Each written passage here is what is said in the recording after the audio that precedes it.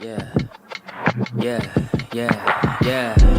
Making her way to the mic. They start dimming the lights. You start feeling alright. From Birmingham, home of the Teddy Longs and the Ruben Studders. More once you discover. For all of the lovers, Whitney Houston and Roman Reigns. For all of the lovers, and Mickey James and Marvin Gaye. For all of the lovers, and Sasha Banks, Janelle Monáe, Silk, Sonic, and Paige. Allow me to say, look, I just found a place, sweet escape. Every one of us, I was kinda late, so I just made it off the struggle bus. Walking by the fate, cause I know it's right in front of us. Yo, I ain't with the hate, gotta focus on what's great. Ladies and gentlemen, Steph Hardy is on the air. Had to drop a couple bars just to make you all aware. So, sit back, relax, enjoy the show. You know I go by Joe or the rest of the flow, yeah.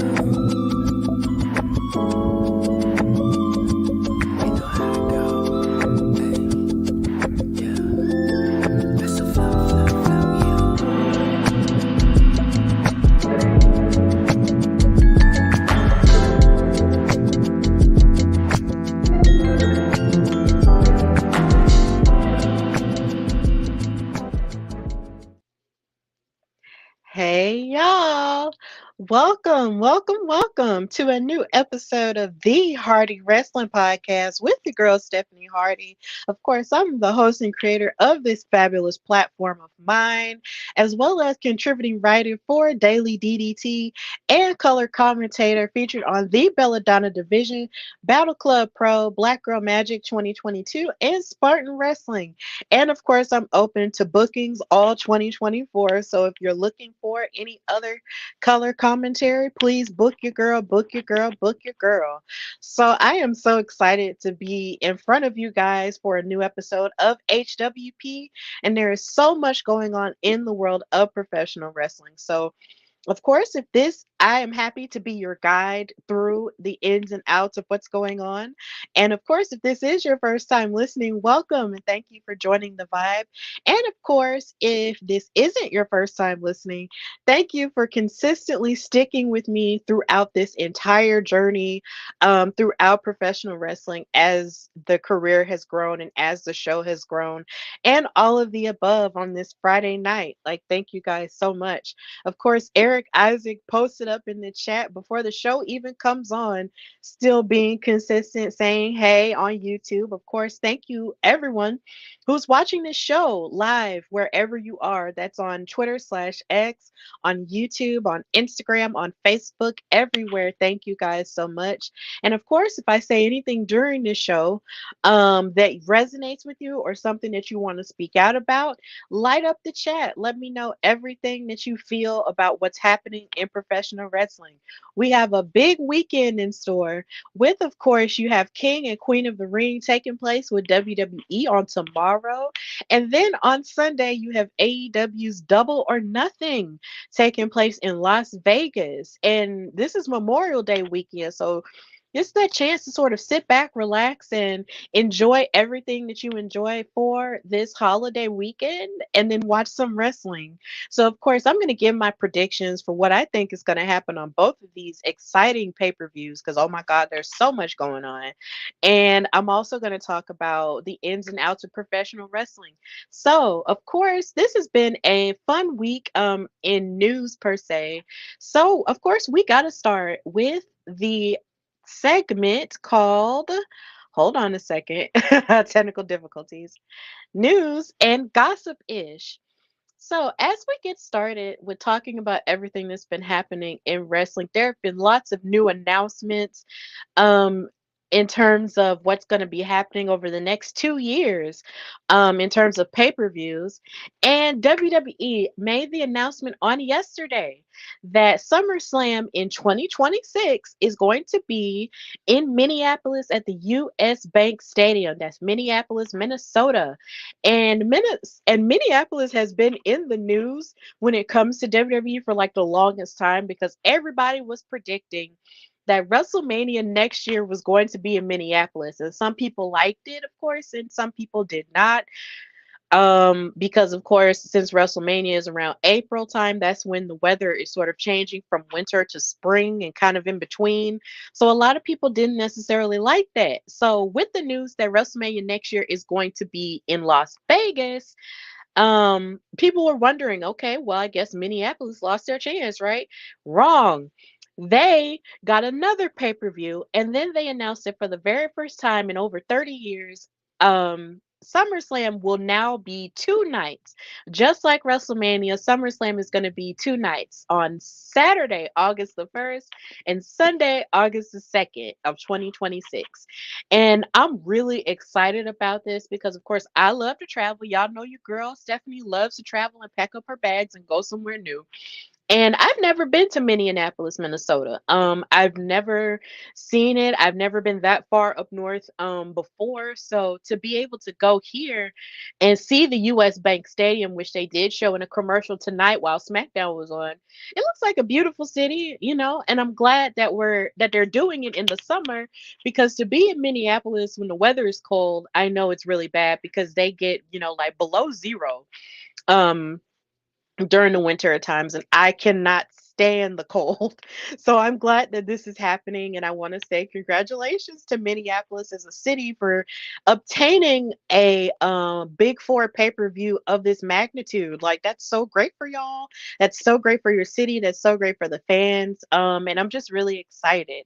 And then I'm also excited for a very different reason and a deeper reason, because SummerSlam is in Minneapolis. I have an extra plan to go on a Prince pilgrimage, because that's the US Bank Stadium right there if you're watching. But I want to go on a Prince pilgrimage because I am a big Prince fan, and his house slash studio, Paisley Park, is up there in Minneapolis, as well as First Avenue and 7th Street entry. Like, I want to go and see the things as well as see the other stuff that Minnesota has in store. So I'm really excited for them, and I'm happy that they're getting this opportunity. And I am just excited for a new adventure, because that's just who I am. I love taking trips around the country and just seeing things that I've never seen before. Kelvin in the comments on Facebook, thank you so much for watching. He's saying Minneapolis is my old stomping grounds. Very beautiful and will be awesome in the summer. That's so great. I'm glad that that is your old stomping grounds, and I can't wait to see it. I can't wait to see everything that it has in store. So, with that being said, with this being planned so far in advance, because 2026 is the year after next, I wonder where SummerSlam is going to be next year. Hmm. It's really interesting. Maybe it could be in Tennessee again. It could be in Atlanta. I'm just putting my little dig in there, put it closer to me. Maybe they'll bring it to New Orleans next year. Who knows? But either way, I'm excited for the people of Minneapolis, because whenever these announcements are made, a lot of people do get caught up in wondering, well, what's to do in that city, or what's this and what's that. But of course, in my mind, I always think about the fans and just how excited they got to be to get something this large in their own city. And I know that I would hope for something like that to come to Birmingham one day. One day, we're manifesting it. So I'm really excited for the people of Minneapolis. Malcolm in the chat saying, what if the Royal Rumble follows the same thing with 2 nights? Just imagine the men's Royal Rumble on night one and women's Rumble on night two. Yeah, I thank you, Malcolm, for bringing that up. A lot of people were speculating that all of the big four pay-per-views could follow the same formula of 2 nights. But here again, I feel like you never really know until they say so. I know, in my opinion, the Royal Rumble has always been something that's been in one night, and they do a pretty good job, especially with this new regime. They've done a pretty good job of making everything timely enough to where it's okay if the Royal Rumble is in one night. So I'm okay with Rumble being in one night, and I'm also okay with Survivor Series being in one night too. So hey, it just depends on however they want to do it. Um, but I just know personally, if they're going to do the 2 night formula, I feel like they should just stick with it with WrestleMania and in SummerSlam, and everything else is just fine the way it is. But of course, they're the ones making the decisions, and all we can do is say how we feel about it, and maybe they'll listen, maybe they won't. But either way, that's just how I feel about it. So big ups to Minnesota for getting that big of an event, and I can't wait for that adventure to take place. Then, on top of that, you have wrestling history in Minnesota because you have the Mall of America, right? So, at the Mall of America, that's a lot of people don't know because this was in the 90s. A lot of people don't know that this was where the very first episode of WCW Monday Night Nitro was filmed. And another fun fact was that it was filmed on my birthday. So I was a baby.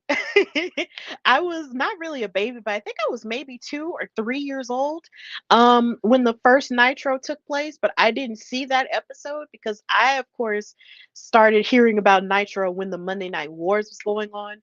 But yeah, there's a lot of wrestling history that people might not know about Minneapolis in terms of WCW, and Kelvin is agreeing, of course. So yeah, it's gonna be cool. So big ups to them. So moving on to another news story, Triple H made a huge announcement regarding the King and Queen of the Ring tournament finals, which are taking place on tomorrow. He announced at I guess you could say it was a pre-show that they did at WWE Experience in Saudi Arabia, that whoever wins the King and Queen of the Ring tournament will go on to be able to challenge for whatever title they want to at SummerSlam on their respective brands. So, of course, it's public knowledge now that Nia Jax will be facing off against Lyra Valkyria, who's on the Raw side, and of course Nia's on the SmackDown side. And then, of course, you have for the King of the Ring, you have Randy Orton on the SmackDown side and Gunther on the Raw side. So whoever wins those finals matches will get to challenge for whatever title they want at this year's SummerSlam. So I am excited about that. So I'm really glad that this was happening, and I'm just happy that the tournament is actually being purposeful again, as opposed to just throwing it on there for the sake of just throwing it on there. Because the last time they had um, a King and Queen of the Ring tournament, they had it and it was cool, and it was won by Xavier Woods and Zelina Vega. But with that, it wasn't given like a distinction on top of it to sort of up the ante of the tournament in terms of a purposeful way, because of sadly Xavier wasn't really looked at with the distinguishedness of being King of the Ring. And of course you had Roman Reigns disrespect him by beating him up and taking the crown off of his head and putting it on his head, and it was just gross. And then Zelina went on to become a tag team champion with Carmella, and that was cool. But this time they actually have like they've raised the stakes, and I actually appreciate that. So I'm glad that he made that announcement, and I'm glad that whoever is going to win the finals on tomorrow gets to have that opportunity. But I will get to my predictions later on in the show. Malcolm in the chat saying, "Do you think that WWE pay-per-views are returning to Sunday?" I don't know. Um, I would prefer if they didn't. I would love my pay-per-views on Saturdays simply because it just makes my life easier. Because on my Sundays I can just relax and chill out a bit. But yeah, I don't know. But yeah, I love that announcement from Triple H. I'm glad that the tournament is more purposeful, and I felt like we've gotten like an embarrassment of riches of the matches that we have seen, especially on the women's side of the Queen of the Ring tournament. So I'm definitely excited to see how it turns out. But like I said, those predictions are coming up later on in the show. So moving on with more news and gossipish, we have Jade Cargill versus Nia Jax actually moving some numbers on SmackDown last week. So I was really happy to see this report come out about them and this match. So essentially, on last week's episode of SmackDown, where Nia Jax and Jade Cargill were fighting in the Queen of the Ring tournament, and of course, you had Jade busting Nia Jax up with the chair and everything. So according to um WrestleNomics, shout out to him and all of his, number crunching and stuff. On, of course, the episode averaged 2.1 million viewers, and Jade Cargill actually helped to up this viewership. And it was like the peak viewership of the entire episode. According to WrestleNomics, the 9 to 9:15 Eastern Time quarter drew a whopping 2,366,000 viewers. And that is really insane for someone who just made her debut a few months ago in not last year in WWE, and didn't really touch a ring until the Royal Rumble.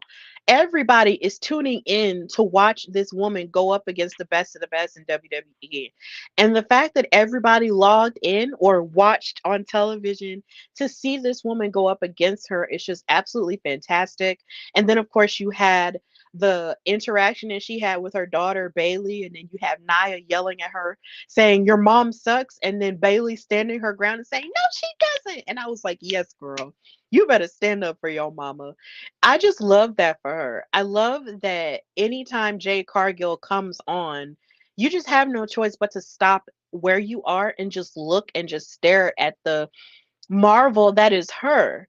She is just so beautiful, number one. And number two, her athleticism is just out of this world. You just can't take your eyes off of her.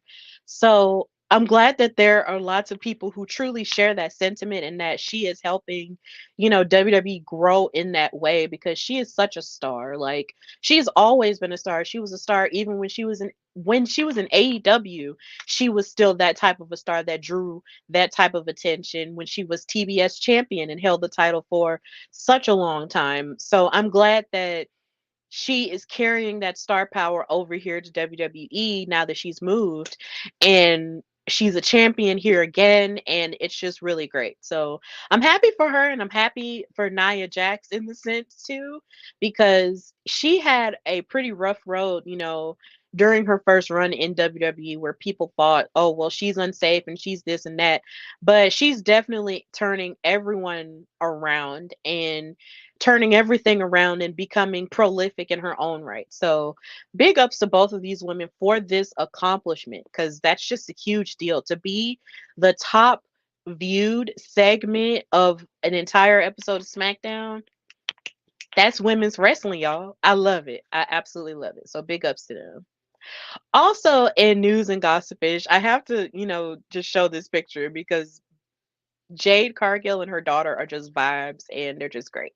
So, also in news and gossipish, you have The Rock posting a new picture of himself filming an A24 movie called The Smashing Machine, where he's playing a real life MMA fighter. And he posted a picture, and a lot of people really thought that he did not look like his regular self. They were just like, who is this guy? Like, what is happening to him? So he's really transforming for the role. And he posted this picture on his own Instagram. And it's really great that he's, dipping into whatever this role is going to entail. It looks really physical and it looks very dramatic. So big ups to The Rock for getting back into his acting bag, and just dedicating himself to the role of the Smashing Machine. They didn't exactly say when this movie is set to come out, but filming's going on, so he's doing his thing. So big ups to him for immersing himself in this role in this way to the point to where he looks almost unrecognizable. And that's the type of acting that we're looking forward to. Then on top of that, I have to share something that really blessed my soul this week in wrestling. While I was watching NXT on Tuesday, because I really don't watch a lot of television throughout the week to begin with, the only time I really ever watch TV now is when I'm watching wrestling. And so when I was watching NXT, a commercial came on for Zoa Energy, right? And of course, that's The Rock's energy drink. And I did have the pleasure of trying it. It is really good. I had a free sample at Wale Mania a few months ago, and it was really good.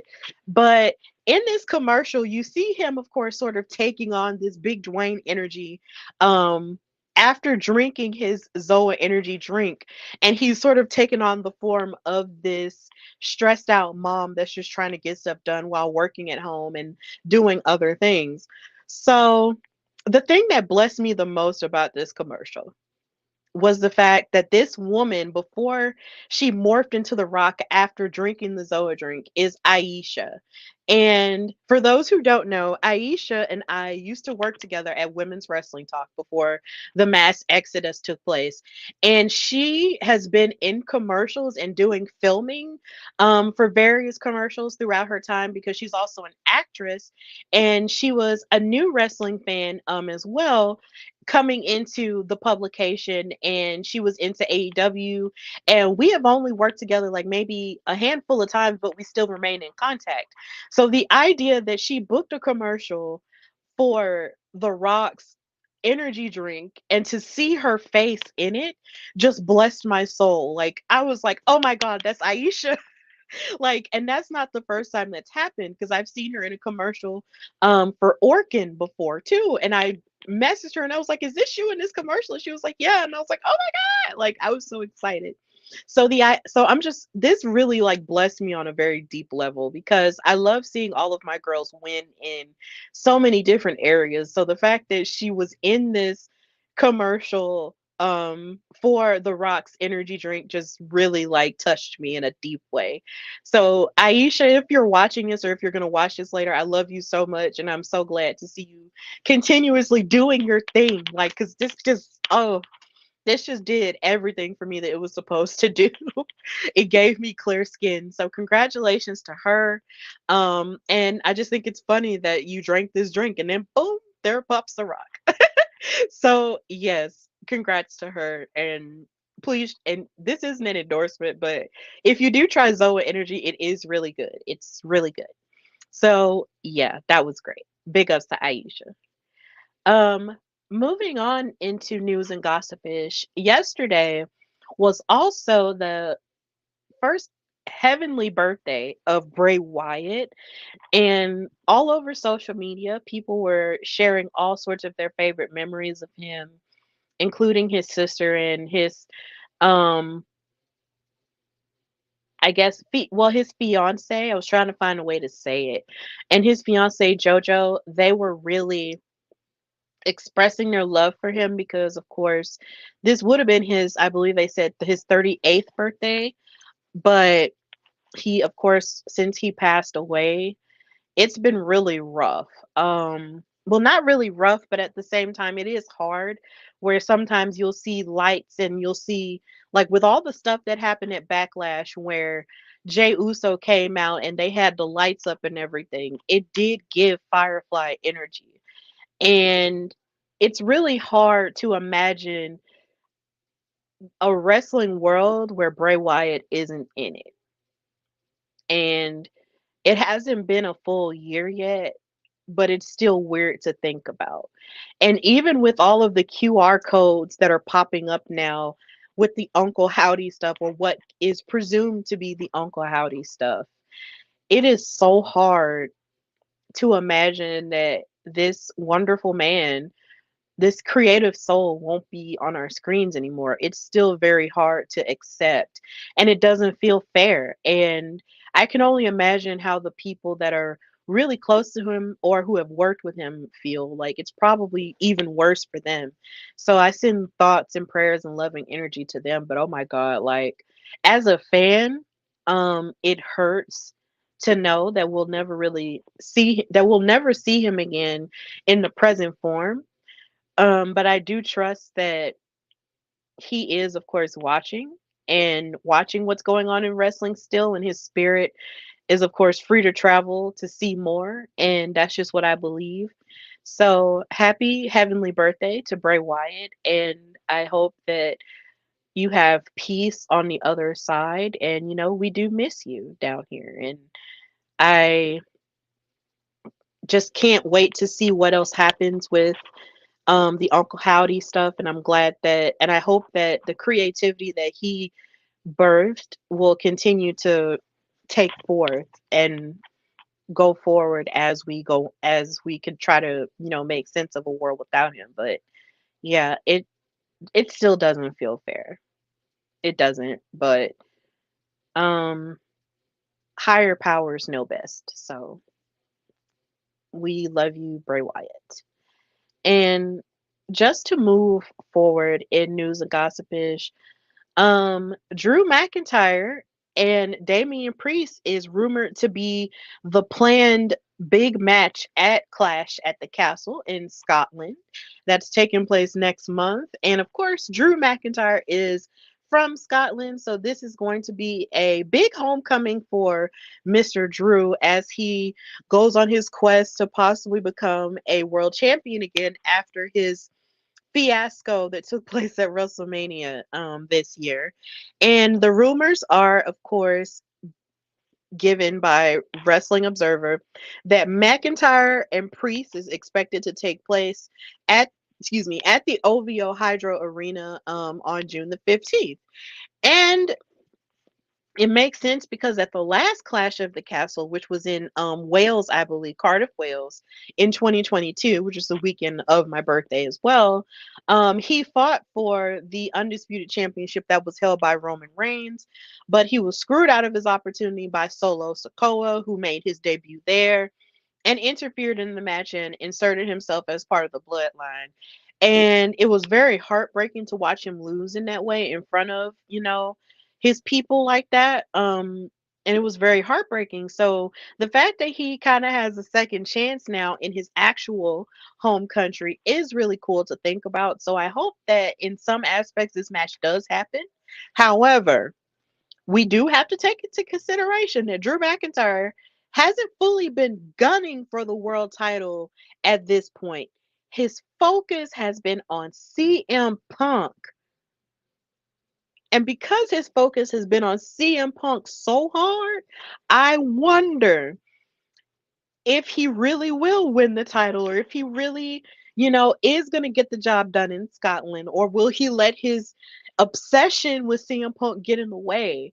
Like Drew McIntyre has really got some Joker Heath Ledger vibes going on when it comes to this beef he has with CM Punk. Like he's just like, you complete me in some crazy kind of way. And it's just like, yo, you really got to like get him out the way so you can focus on your goal. And if he wants to go after the world heavyweight title, then hey, whatever. But still, he's got to chill. He really has to chill. But he just has all this beef energy. There's just so much beef energy in 2024. It has got to stop. We have got to stop fighting with each other. Life is too short. Life is too short.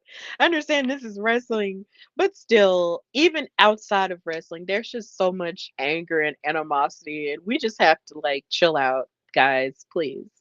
But yeah, that's the rumor that it could be Drew and Damian Priest. And then I'm also low key worried about Damian Priest because he's not even I feel like he's locked in, but then he's also shutting his Judgment Day people out too, to a degree. And I'm wondering, if that will boil over in some way. But either way, this is what's rumored to be happening. So I'm excited about whatever comes. And I just cannot wait to see Scotland, and the pop that he's going to get in his home country. And I'm pretty sure they're going to be really pumped because, of course, international crowds are always lit and excited. So, yeah, it's going to be cool. Big ups to Scotland. And lastly, in news and gossipish, we have Sting and his son, Stephen Borden, who is reportedly training to be a wrestler. Now, Stephen Borden is the gentleman to um the who's dressed in the red, white, and blue outfit that Sting wore back in the day. Of course, these are both of his sons from when they dressed up like him at his retirement match in AEW, and they both came dressed like him or whatever. So the one that's dressed up in red, white, and blue is well, actually, no, not the one dressed up in red, white, and blue, but the one that's dressed up in red and black in the wolf pack. I'm so sorry. Forgive me. Charge it to my head, not to my heart. Um, he is the one who might be training in wrestling because Darby Allin actually told Fightful in an interview that's yet to be released that Sting's son has been staying with him and training to be a wrestler, and that he's been reportedly sleeping in a tent in Allen's yard and training in a ring that Allen has at his house. So at first, earlier in the year, um, they said that he wasn't exactly that interested in starting a wrestling career, but then it changed when when both of his sons performed with Sting at his retirement match at Revolution. So it's just really interesting how this is taking place. I think this is really cool because just looking at them, even with the entrance, it's like they look just like their father. And this was very chills inducing for me, of course, because if you're a longtime fan and you sort of watch Sting from a certain journey in your wrestling career, Sting had always been there. And so seeing them embody him in that way was just really beautiful. So the fact that one of them is really thinking about doing the wrestling thing is just really cool. So hopefully he can make that happen, and wherever he chooses to go is wherever he chooses to go. But big ups to Steven. It's going to be cool to see the Sting legacy continue to move forward, even though his father has now officially retired. So yeah, big ups to him and his son and that family. All the royal families in wrestling, gotta love it. So of course, this is the end of news and gossipish, and now we move to a special version of what Steph liked in wrestling this week. But of course, it's going to be a little bit different because we're doing predictions for the two big pay-per-views that are happening this weekend. And we're starting with the women with both pay-per-views. And to switch it up, I'm going to start with AEW's Double or Nothing, which is taking place in Las Vegas at the MGM Grand. This is going to be their fifth Double or Nothing. This is the fifth anniversary of their Double or Nothing, and it also marks, I believe, the fifth anniversary of the beginning of the company as a whole. So this is a huge deal for them. So big ups to them for that. And of course, since ladies are first here, we're gonna start with the predictions for the women's matches. So we have Timeless Tony Storm going up against Serena Deeb for the AEW Women's World Championship. And let me just say, I enjoy everything that Tony Storm does when she's on television. Everything. Like everything she does is just so interesting. And in my head, before she was calling herself Timeless Tony Storm and she was doing this gimmick, I always thought of her as Turner Classic Tony. And they even alluded to it a little bit because, of course, that's Turner and stuff like that. So it's just the idea of her having this old Hollywood gimmick. It just gives me life. And her promos are really passionate.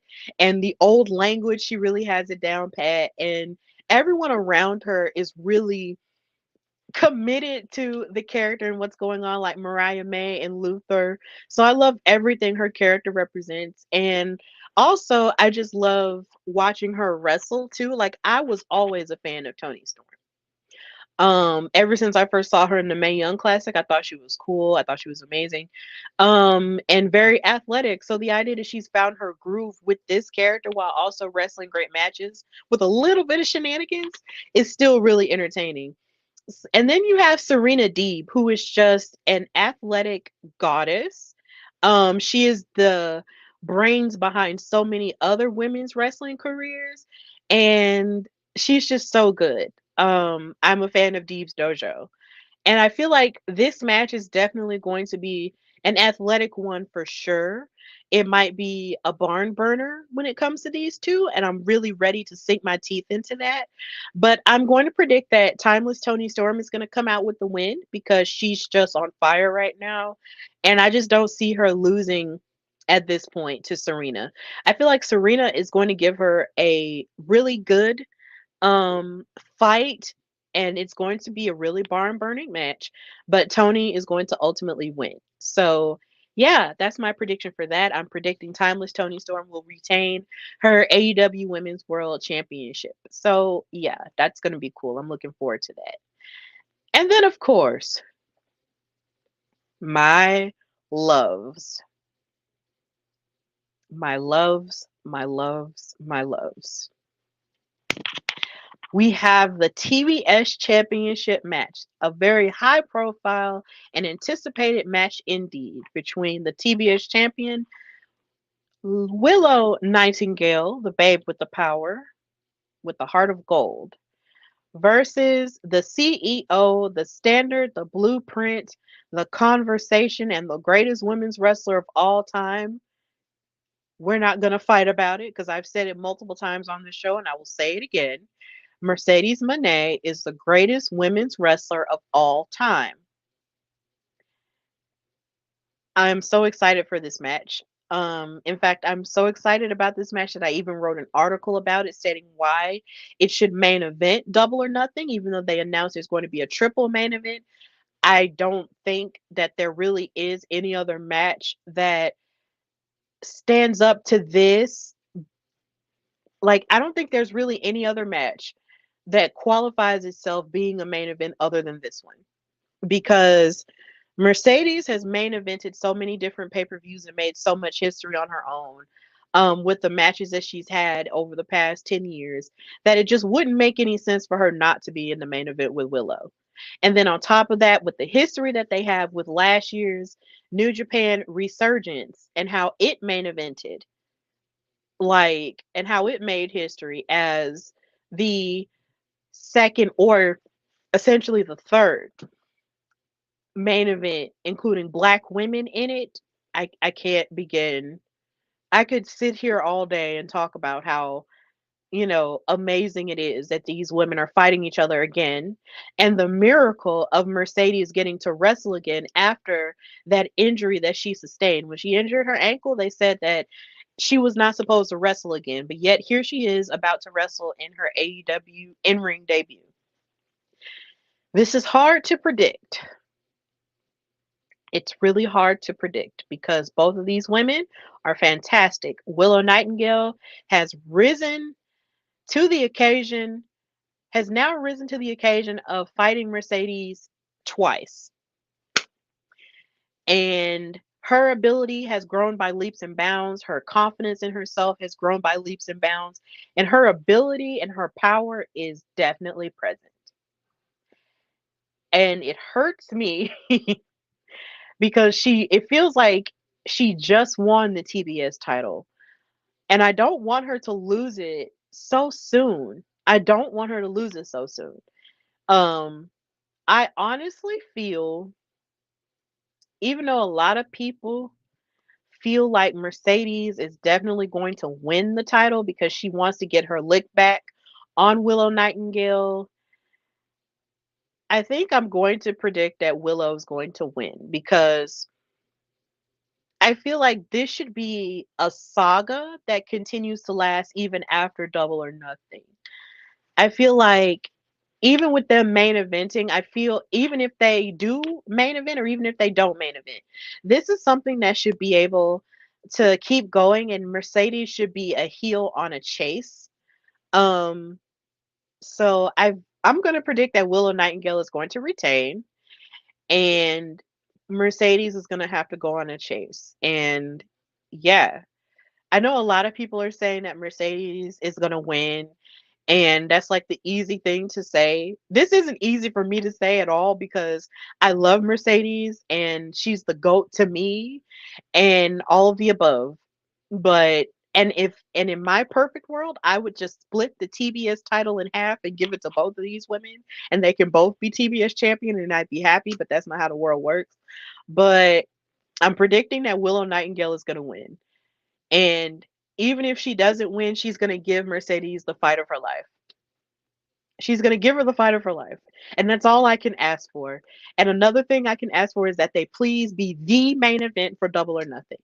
If not, at least I can say I tried. But still, I'm just excited about this match. Kelvin in the comments is saying Mercedes has to win by DQ. I don't know. She might, but I feel like with the way that these women wrestle, I feel like there has to be a clear-cut winner, especially given the way that the match went last year. There has to be a clear-cut winner because Mercedes wasn't well when the match was finished. So there has to be a clear-cut winner. And I feel like it has to be Willow. So I'm predicting Willow, but I feel like they're going to wrestle one of the matches of the year. And I'm just so proud of them and I love them so much. And of course, if you have not checked out my Hardy Wrestling Podcast series on Mercedes Moné and all of her matches that she had, after she debuted for New Japan and Stardom. Please go find that on my YouTube channel, or you can listen to the audio versions. I was very happy to do that, and I might continue the series based off of this match alone. So, yeah, I'm excited. This is going to be great. I love both of these women so very much. Um, I'm just really emotional, and I just want them both to be TBS champion. But Willow's my girl, so I'm predicting she's going to win. So, moving into the King and Queen of the Ring women's matches, you have the Women's Tag Team Championship on the line between Bianca Belair and Jade Cargill, the Ebony Twin Towers, versus Candice LeRae and Indy Hartwell, because they got into a little spat backstage on this episode of SmackDown tonight or today, depending on where you are. And yeah, it was pretty crazy. And they decided that they were going to pick on Bianca because she lost her match against Nia Jax in the semifinals of the Queen of the Ring tournament, and Jade wasn't having it. So, this is where this match came from. Jade went to Nick Aldis and said, "Look, let's fight them." So, Bianca's knee is hurt, and I'm wondering how that's gonna play into things, but I'm definitely predicting that Bianca and Jade will definitely retain because I just want them to have a substantial reign with these tag titles.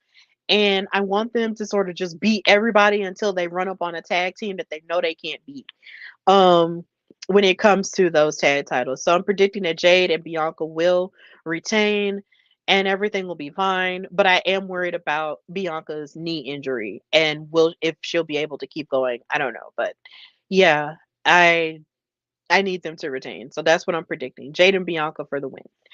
So moving into the next women's match, we have Becky Lynch, the women's world champion, going up against Liv Morgan, who's on her revenge tour.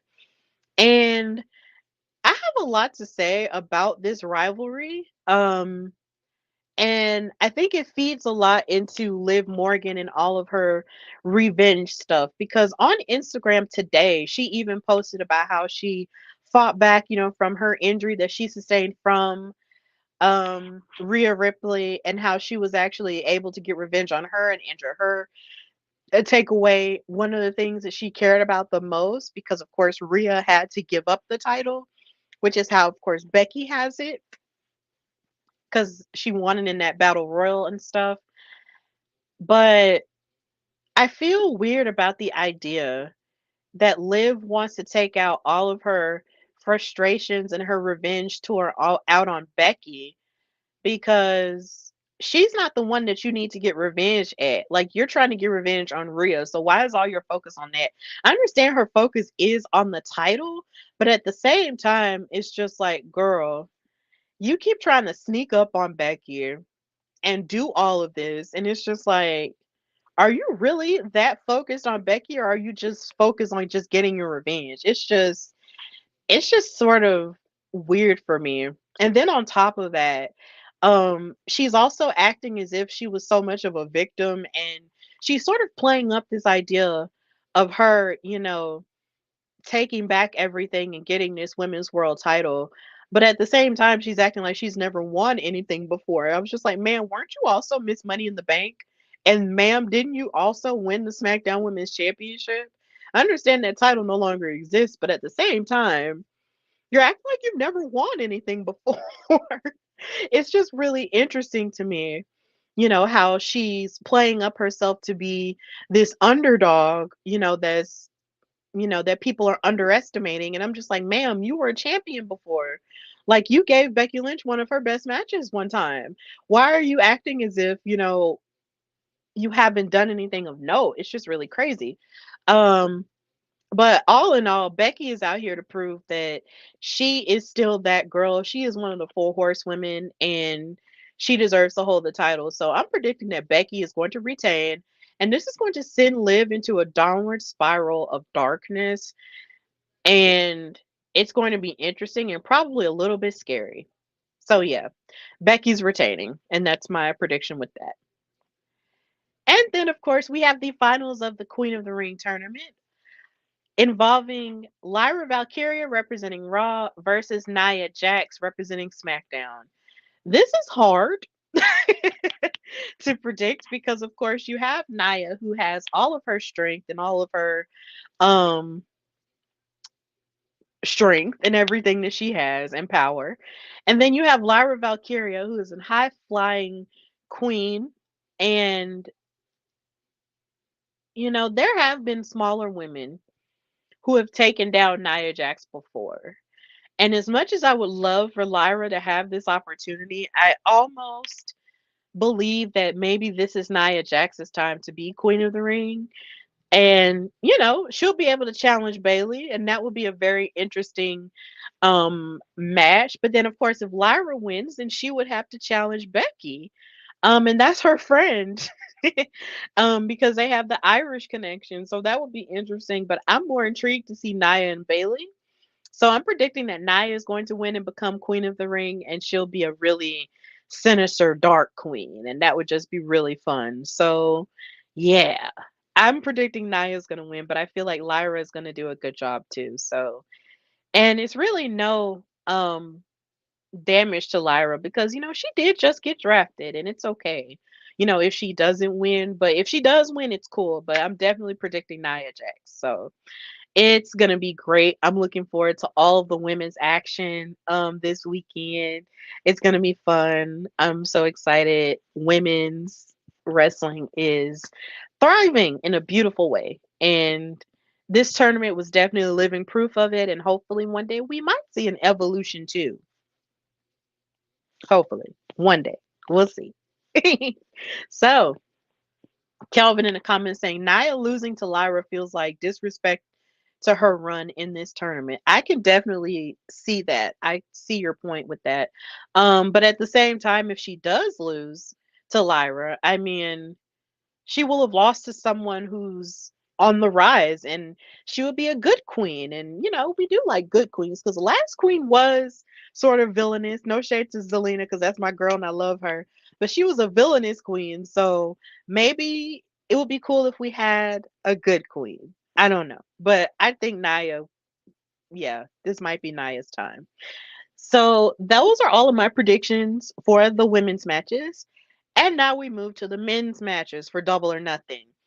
First, we're going to start with Roderick Strong, who's the AEW International Champion, versus Will Ospreay.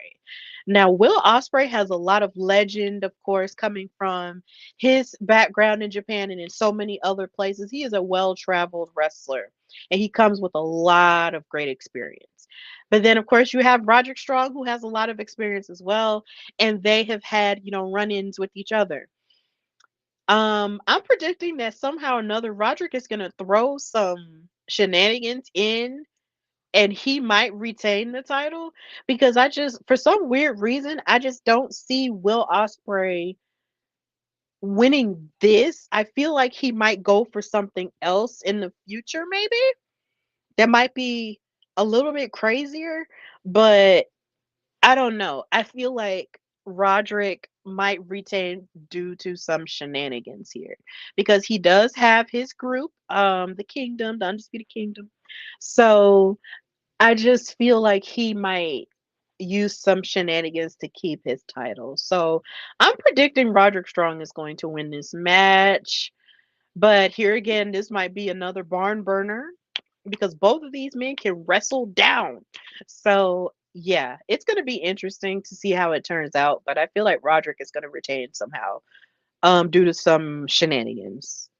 But you will see because AEW likes to surprise us at times, so it's going to be okay. Now this match gags me and it had me interested this Wednesday. Because of course we have the TNT champion Adam Copeland, also known as Edge. It's so weird to call him Adam Copeland. I'm sorry, y'all. Like I will never disrespect anybody in their new names when it comes to moving companies. But I've been calling Edge Edge my whole life.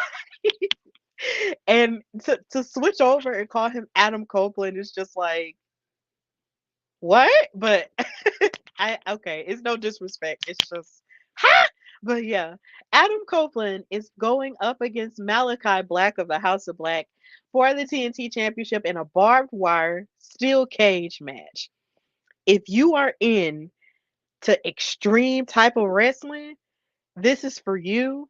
this is also for me because sometimes I like extreme type of wrestling because I guess I'm just numb to stuff like that. Like whenever I see, we've seen Edge, well, Adam Copeland in situations like this before. Like it reminds me of him in the match he had with Mick Foley at WrestleMania that time where he actually speared him through a burning table. It was really crazy. And then of course you had the barbed wire wooden thing, like that plank, like that's just crazy. So Adam has been in situations like this before, so he's gonna feel right at home. And I'm just really excited about it because I just love matches like this. Like I might, you might think it's weird, but at the same time, I just like it. Like I just like it. I guess I'm just a weirdo. But I'm predicting that Adam Copeland is going to retain his TNT championship because the House of Black has been messing with him quite a lot to the point to where they even played mind games with him and even took his wedding ring to Beth. And y'all know he loves him some Beth Phoenix. They love each other. They're a beautiful grit couple, right? So the idea that they would play mind games with him and take his wedding ring, they have definitely stepped off into some personal ish. And Adam decided that he was going to pop off with blood. He popped off with blood. He splashed blood all over Malachi. And this gagged me Wednesday night because I was not expecting it. I'm watching Dynamite, just looking at it and stuff like that. And then all of a sudden you see Malachi in the ring just standing there, right? And then the lights kind of go out and then they come back on. And then all of a sudden you just see splow. And I'm just like, oh my God, it's blood. I haven't seen anybody get splashed like that in wrestling with blood or goop or poop or something like that in so long. So this was very refreshing for me. I was like, whoa, okay, we're getting people get dropped for things again. I'm living.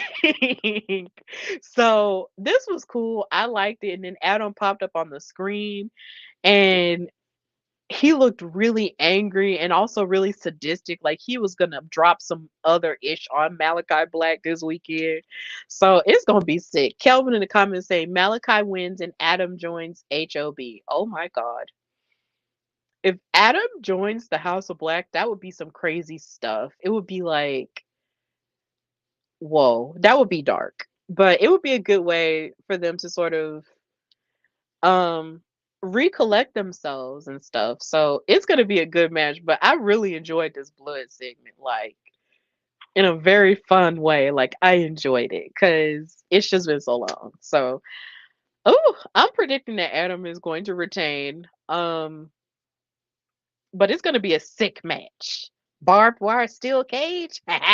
It's gonna be crazy. So moving forward, we have John Moxley versus Konosuke Takeshita in an IWGP World Heavyweight Championship eliminator match. So, of course, if Konosuke wins this match, he'll have a future opportunity at the IWGP World Heavyweight title that John Moxley is currently holding. This is kind of hard for me to predict because I know Konosuke is really great in the ring. I've seen him wrestle before. Like he's cool and he has this aggressive edge to him now. Now that he has Don Callis with him, but John Moxley is John Moxley, and he's definitely not going to want to, let that title go anytime soon. And even though I know this isn't a title match, it's just the fact that Konosuke could have an opportunity to get it later. I'm predicting that John Moxley is going to win, and Konosuke is just gonna not get his chance because John Moxley is John Moxley. And I mean that with all the respect that that entails. I've always loved him. Because well, I was exposed to John Moxley when he was Dean Ambrose. That was when I was first introduced to him. But I loved him even then. So to watch him go over to AEW and basically, bet on himself and be a champion that people can believe in and depend on and all the above is just really great. So I think no disrespect to Konosuke Takeshita, but I really feel that John Moxley is going to win this match. And yeah, um, yeah, I'm sorry. Yeah, that's just my prediction for that. So, yeah. Moving forward, we have Orange Cassidy versus Trent Beretta. This match breaks my heart because y'all know how they have to give the people what they want and how they used to hug and everything. It sucks to not see them do that anymore. It really sucks. Like for them to be beefing, stop beefing. Stop beefing, people. Stop beefing. Stop fighting. It's just so heartbreaking. They were best friends and they're not best friends anymore. And it's just like, why? Why? It just sucks. But they're fighting each other on a really grand stage and this is cool for them. Um I'm predicting Orange Cassidy's gonna win this one because as nonchalant as he is, he's very chalant about this match because of the tension and all the anger and the betrayal. So this basically gives me the same vibes low key as Trick and Carmelo, on a different level. So hey, Orange Cassidy has to win because he just needs revenge for his broken heart. So I'm predicting Orange is gonna win. So yeah, he's just so funny to me though. Then we have, I'm sorry, I don't have a better picture of this. We have the FTW championship on the line with Hook going up against Chris Jericho, the Learning Tree, and Katsuyori Shibata. Now, Katsuyori Shibata is someone that I'm not as familiar with, so please forgive me. Of that, but every time I have seen him, he seems like he has a funny personality, but then it's kind of deadpan at the same time. But he's a really good wrestler. But then you have Hook, who has held on to the FTW title for so long. Like he's held it, like I believe, 2 times. And the first time he held it with like an iron grip, and he wants that back. So, ooh, this is kind of hard to predict, but I'm predicting that maybe Hook will win it back. Um, I'm predicting that Hook will win it back, and maybe his temporary alliance with Shibata will, of course, fall apart in this triple threat match because, of course, it's triple threat rules. I'm predicting that Hook might win it back from Chris Jericho because really, what? Why does Chris Jericho need this title? Why does he need it? Like, why? Just why? No disrespect, but why? Why? And then Taz, Hook's dad is just angry that he even has the title in the first place, and he's just desecrating what it's about and all the above. So yeah, I'm gonna need for Hook to win it back. Win it back, Hook. Also, let me say that I do enjoy the fact that Hook has a bat signal, except it's the Hook signal. I enjoy that very much on a very nerdy, on the nerdy type of time. Like I just like it. So yeah, I'm predicting Hook is going to win the FTW title back and Chris Jericho is going to have a meltdown. And Shibata will be okay. But it's Hook for me. Moving forward, we have the Death Triangle and the Bang Bang Gang fighting each other. And I believe this is for the trios titles. Yeah, the unified AEW World Trios titles. And I really don't have as much to say about this match. So for now, just for giggles, I'm just going to predict that the Bang Bang Gang is going to retain the titles. I'm sorry, I really don't have that much to say about it because I watch AEW off and on, but I do want to still, do it justice in a way. So I'm just going to predict that the Bang Bang Gang is going to retain the trios titles. Yeah, that's just what I predict for that. And then we have Anarchy in the Arena with Team AEW with the Young Bucks and Okada and Jack Perry going up against FTR, Brian Danielson, and Darby Allen, who's taking the place, I believe, of Eddie Kingston, who's injured now. And we send him best wishes as he heals up.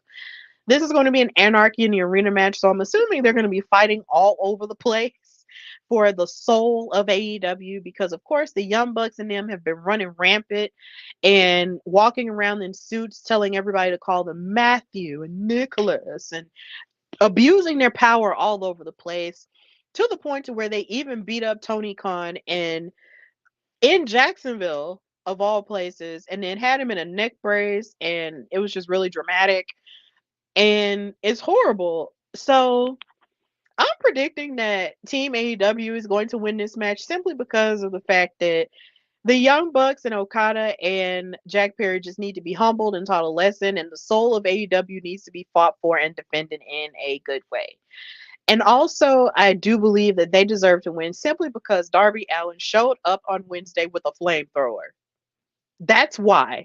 That's another reason why this episode of Dynamite Wednesday had me gagged, because he really showed up with a flamethrower.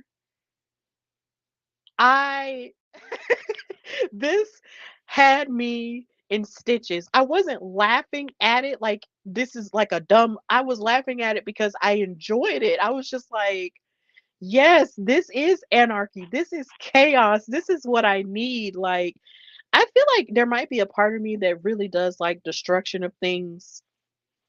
So seeing him with a flamethrower just did something for me in my chaotic soul. I was just like, yes, flamethrower. Now, of course, nobody was burned.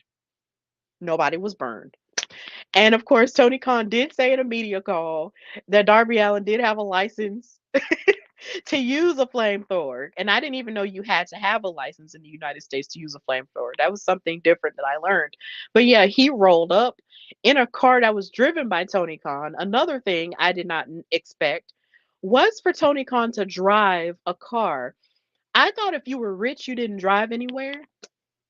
So to see him roll up in that big old SUV in the parking lot was just like, hold on, Tony, you be driving? And then he went on Twitter and said, I do have a valid driver's license. And I was like, so you be driving? Okay. I legitimately did not think that rich people drove. I'm sorry. I just didn't think that. This man is worth so much money, but yet you drive? Okay. That was funny. And then for Darby to pop up in a pink fur coat like he's Cameron with a flamethrower was just like one of the best things I've ever seen. I I'm just really chaotic that way. Kelvin is laughing in the comments. I don't know. I just feel like Team AW needs to win simply because Darby had the chutzpah to show up with a flamethrower. That's just how I feel. I know that's really silly, but that's just how I feel, okay? I'm a silly person. And of course, finally, back to serious mode. We have Swerve Strickland, the AEW World Champion, the first black AEW World Champion, going up against Christian Cage, who ran away from him on this past episode of Dynamite when he got cornered by a returning Prince Nana. That was really cool. And yeah, Swerve Strickland is definitely going to win this match and retain his title because Christian Cage has just been acting out and being mad disrespectful. For you to use your patriarchy team to cut off one of Swerve's locks was just so disrespectful. It was disrespectful on a personal note and disrespectful on an ancestral note. As a black woman, I disapprove of this highly. You do not touch a black man or a black woman's hair, especially when it's locked up. You don't touch it. You don't touch our hair. You don't cut it. You don't clip it. You don't play with it. It's not a toy. No, that was rude. And then what made it even worse was the fact that you beat up on Swerve with a picture of his two daughters. Number one, I didn't even know Swerve was a father out here. So shout out to fatherhood. Father's Day is coming up. You know, big ups to the dads. I did not know he had children. And they're both daughters too. And I'm just like, wow, so he's a girl dad. Okay. And the fact that he was disrespectful to him to bash that picture, I was just like, no. Swerve has to end you now. And Swerve is somebody who's always been talented. He's definitely going to kick Christian Cage's butt. And of course, Christian Cage is going to throw everything but the kitchen sink at him with his patriarchy team and stuff like that. But ultimately, Swerve is going to gain the upper hand. He has Prince Nana back, he has his Juju back. So he's going to retain the title. Point blank, period. So, yeah. Those are all of my predictions. I believe I've gotten every match. Yeah, those are all of my predictions. Well, no, I have to do the men's matches for King and Queen of the Ring tomorrow. So the finals for King and Queen of the for the King of the Ring tournament is now Randy Orton, the Apex Predator, the Legend Killer, all of the names, versus the Ring General Gunter. This match is going to be fire because these two have never fought before. I couldn't believe that, but yeah, these two men have never fought before because around the time Gunter was on his reign of dominance with the IC title, Randy Orton was healing up from his injuries and stuff, and that was over a year, right? So these two have never fought before, and I am so interested to see how this turns out. This is going to be amazing. I'm interested in that, but I'm definitely predicting that Gunter is going to win. Gunter is going to be the new king of the ring, and he's probably going to challenge Seth Rollins. And that's going to be, well, not Seth Rollins. Oh my God, not Seth Rollins. Damian Priest. I am so sorry.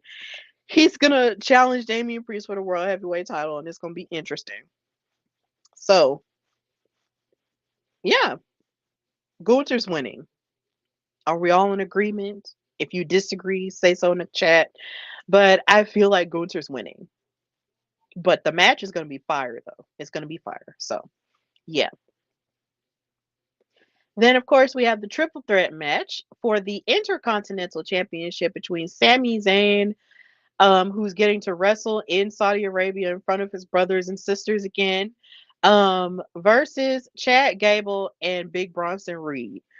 Now, Bronson Reed, of course, he's going to bring the thunder and lightning in terms of his power and stuff and his agility. And then you have Chad Gable, who's going to be amazing in ring like he always is. But I feel like Otis is going to come out there with him and cost him in a very big way. He's going to cost him that match, and it's going to be well deserved because the way that he verbally abuses Alpha Academy when all they do is be there for him, it's just trash. It is absolutely trash. And you deserve to be by yourself because of that. He needs to stop being verbally abusive. And I feel like his punishment for being verbally abusive and slapping Otis this past Monday is him losing. So I'm predicting that Sami Zayn is going to win in front of his people, and it's going to be a beautiful moment here again. Um, and yeah, Chad is going to be embarrassed, but he deserves to be embarrassed because you do not verbally abuse people and then slap people. Don't do it.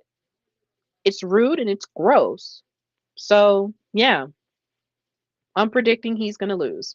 And Sami Zayn is going to retain his title and it's going to be okay.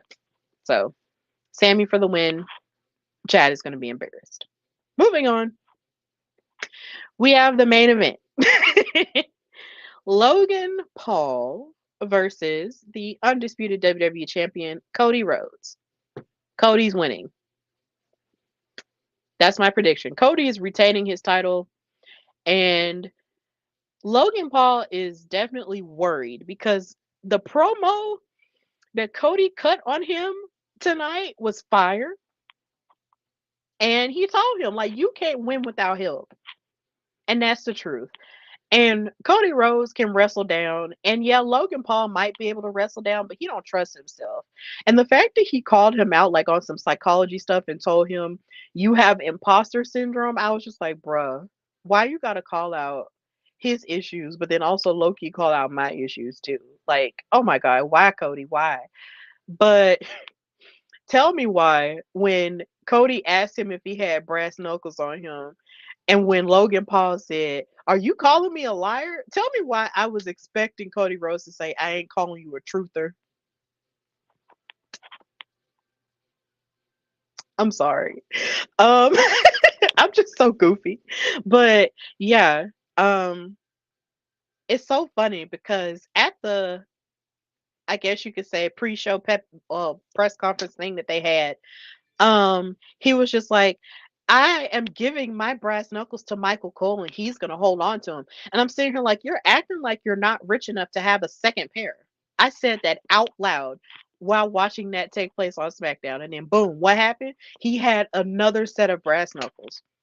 How stupid do you think we are?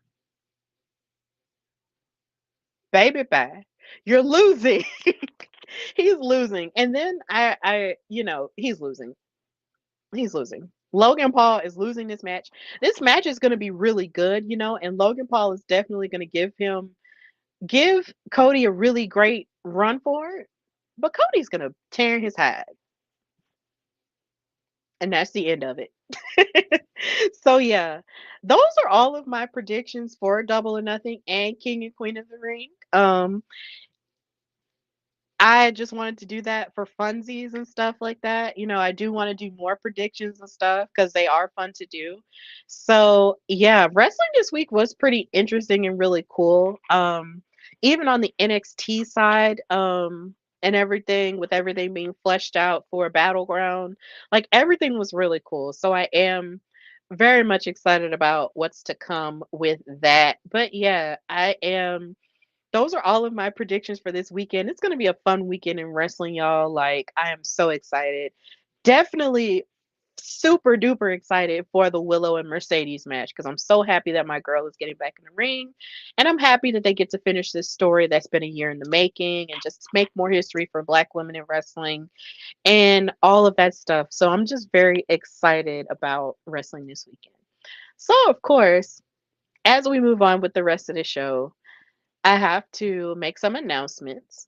So, next month, I will be hosting a panel at the first ever African American Comic Expo in Birmingham, Alabama, which is going to be held by Blurred Over. Shout out to Micah Blair, the president of Blurred Over, for even thinking of me enough to be a part of this expo and stuff. So, I will be having a panel there, and I will be having Katrina Blake of In Cat We Trust and Stephen Cat Talk Wow on the panel with me, as well as Brittany Morgan of Burma Slam, as we sit and discuss, is it cool to be a Black wrestling fan now?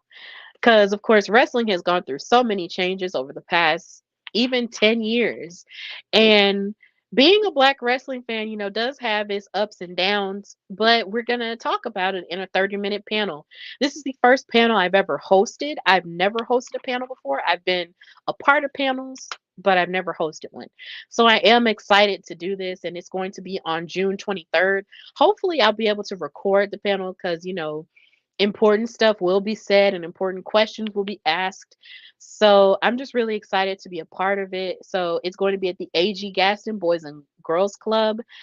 For those who are from Birmingham and listening to this, that's the Boys and Girls Club that's in 5 Points West behind the Crossplex arena. That's where it's going to be.